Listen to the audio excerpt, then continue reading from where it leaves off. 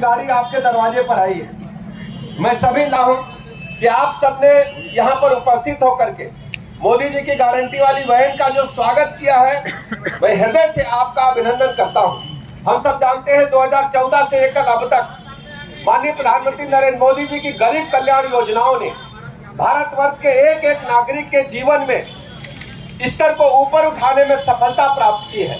चाहे सबको पक्का मकान मिलने का मामला हो, सबको शौचालय मिलने का मामला हो, और जानते हैं हमारी बहनें गांव में, कस्बों में हजारों सिगरेट बीड़ी का धुआं उनके फेफड़ों में जाता था। आज तक कई सरकारें आई और गईं, लेकिन कभी किसी ने निःशुल्क गैस कनेक्शन के बारे में नहीं सुना था, न सोचा था। माननीय प्रधानमंत्री जी ने सभी को निःशुल्क गैस कनेक्शन देकर जरूरतमंद महिलाओं को उनके जीवन स्तर में बढ़ोतरी करने का काम किया है।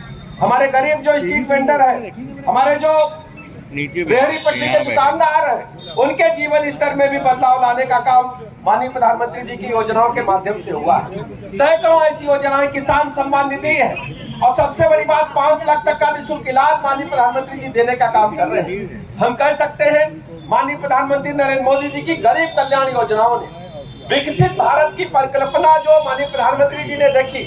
अभी तक जब भी चर्चा चलती थी भारत के बारे में, हमेशा सब लोग अपने भाषणों में, स्पीच में कहते थे भारत एक विकासशील राष्ट्र है।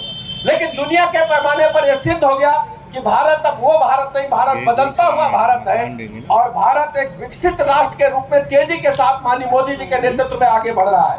हम कह सकते हैं जिन लोगों ने हमको गुलाम रखा 200 साल अंग्रेजों ने, हम उनको पछाड़ करके आज दुनिया की 5वीं बड़ी आर्थिक ताकत बने हैं। और 2047 में जब भारत माता अपनी आजादी की 100वीं वर्षगांठ मना रही होगी, सब लोगों का मानना है कि भारत तीसरी बड़ी आर्थिक ताकत बनकर के उभरेगा। बड़े बड़े अर्थशास्त्री भी मान रहे हैं। भारत बदल चुका है, भारत दुनिया को रास्ता दिखा रहा है। हमारा चंद्रयान वहां पहुंचा जहां दुनिया के विकसित राष्ट्र नहीं पहुंच पाए। सूर्य के बारे में कल से अखबारों में चर्चा हो रही है।